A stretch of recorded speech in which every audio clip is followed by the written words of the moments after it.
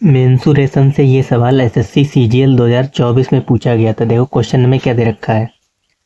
कह रहा है एक कमरे की लंबाई, चौड़ाई और ऊंचाई ये दे रखी है 15, 9 और 5 मीटर है। कह रहा है पेंट के एक डिब्बे से 40 वर्ग मीटर क्षेत्रफल को पेंट किया जा सकता है।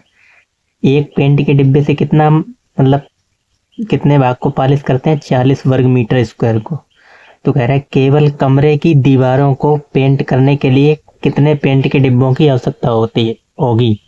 ठीक, तो सिर्फ कमरे की दीवारों को हमें पेंट करना है, ना तो छत को पेंट करना है और इधर उधर भी पेंट नहीं करना है। तो कमरे की दीवारों का क्षेत्रफल क्या होता है? कमरे की यानी चारों दीवारों का क्षेत्रफल, कमरे की दीवारों का क्षेत्रफल, कमरे की दीवारों का क्षेत्रफल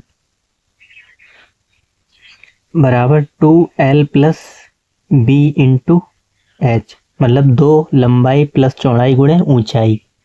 सिर्फ हमें चारों दीवारों पे पेंट करना है, तो चारों दीवारों का क्षेत्रफल ये होता है। ये आपको फॉर्मूला याद होना चाहिए।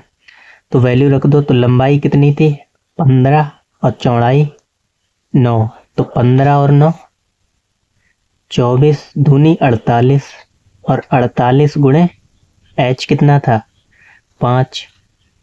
ठीक, ये इसका क्षेत्रफल हो गया कमरे की चारों दीवारों का। और एक डिब्बा इतने में लगता है, तो कितना भाग, एक डिब्बे के एक पेंट से इतने वर्ग हम मतलब पॉलिश कर सकते हैं। तो 40 से डिवाइड कर दोगे तो डिब्बों की संख्या निकल आएगी। 5 से काटोगे 5 अट्ठे 40, 8 से 8 छंग 48, तो 6 डिब्बे लगेंगे इतनी दीवार को पॉलिश करने के लिए, यानी बी वाला हमारा सही हो जाएगा। अब नेक्स्ट क्वेश्चन देखो, ये भी सीजीएल में 2024 में पूछा गया था। कह रहा है यदि किसी वृत्त के त्रिज्यखंड का क्षेत्रफल 462 सेंटीमीटर स्क्वायर है तो और केंद्रीय कोण 120 डिग्री है, तो इसकी त्रिज्या पूछी गई है। तो आपको मालूम होगा वृत्त के त्रिज्यखंड का क्षेत्रफल क्या होता है? थीटा बटे 360 पाई आर स्क्वायर। ठीक, ये वृत्त के त्रिज्यखंड का क्षेत्रफल होता है और यही हमें दे रखा है कितना? 462 और थीटा दे रखा है 120। तो मान रखोगे 120 बटे 360, पाई का मान 22 बटे 7 और आर तो हमसे पूछी गई है, तो आर स्क्वायर बराबर 462। ठीक, 12 से ये पूरा कट जाएगा, 12 3 36 और 22 से ये भी कट जाएगा पूरा। कितने बार? 21 बार। 21 गुणे 22 462। अब 3 सत्ते 21 और 21 गुणे 21 यानी यहाँ पे पहुंच जाएगा, ये गुणा होके 21। तो 21 का स्क्वायर हटाओगे तो रूट लग जाएगा, यानी 21 ही आ जाएगा। आर बराबर 21 गुणे 21 सिर्फ आर। ठीक, तो 21 सेंटीमीटर, ऑप्शन नंबर सी वाला सही हो जाएगा।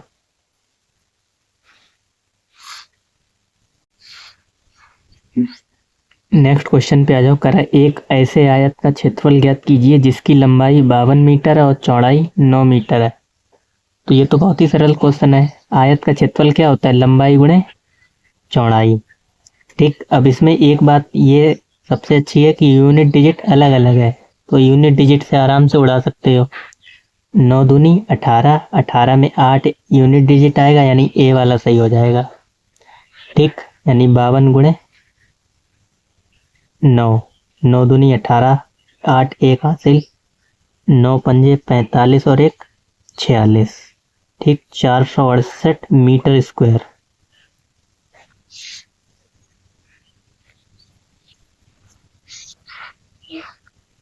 नेक्स्ट कह रहा है 26 सेंटीमीटर आधार और 18 सेंटीमीटर ऊंचाई वाले समांतर चतुर्भुज का क्षेत्रफल ज्ञात कीजिए। तो समांतर चतुर्भुज का क्षेत्रफल अगर आपको मालूम हो क्या होता है? आधार गुणे ऊंचाई। ठीक, तो आधार दे रखा है 26 और ऊंचाई दे रखी है 18। इसमें भी यूनिट डिजिट से उड़ा सकते थे क्योंकि सब में यूनिट डिजिट अलग अलग है। 8 छंग 48। ठीक, इकाई का अंक आएगा 8, यानी डी वाला सही हो जाएगा।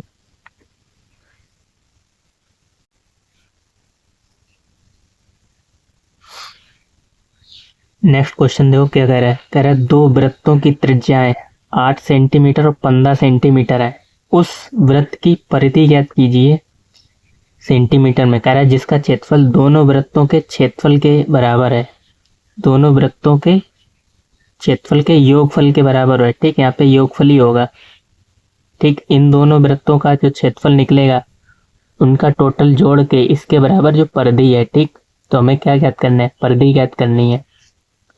तो इसका क्षेत्रफल निकालोगे कितना आएगा, देखो आंसर आपको पाई में दे रखा है, तो पाई पाई में ही आपको पाई की वैल्यू तो रखनी नहीं है। इसका क्षेत्रफल क्या, वृत्त का क्षेत्रफल होता क्या है, पाई आर स्क्वायर, ठीक। तो इसका क्षेत्रफल हो जाएगा कितना, 8×8 = 64 पाई, ठीक। और इसका क्षेत्रफल 15 का वर्ग 225 पाई, ठीक, 225 पाई।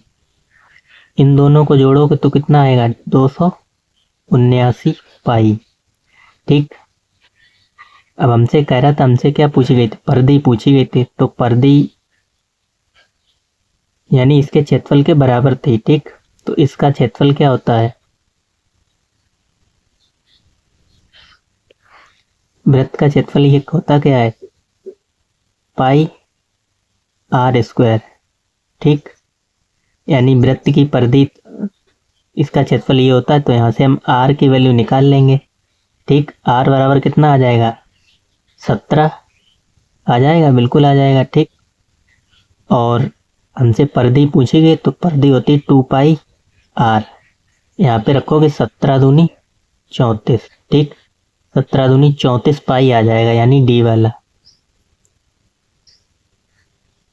नेक्स्ट आ जाओ, कह रहा है उस वृत्त का व्यास सेंटीमीटर में ज्ञात कीजिए जिसकी परिधि 12 सेंटीमीटर और 16 सेंटीमीटर त्रिज्या वाले दो वृत्तों के परिधियों के योगफल के बराबर है, ठीक। हमें व्यास ज्ञात करना है, यानी व्यास होता है त्रिज्या का 2 गुना, ठीक। और हमसे दे रखा है जिसकी परिधि, जो हमें व्यास ज्ञात करेंगे उसकी परिधि हमें दे रखी है, यानी हमें इस वृत्त का व्यास ज्ञात करना है और इसकी परिधि रखी है 12 सेंटीमीटर और 16 सेंटीमीटर वाले दो वृत्तों की परिधियों के योगफल के बराबर है।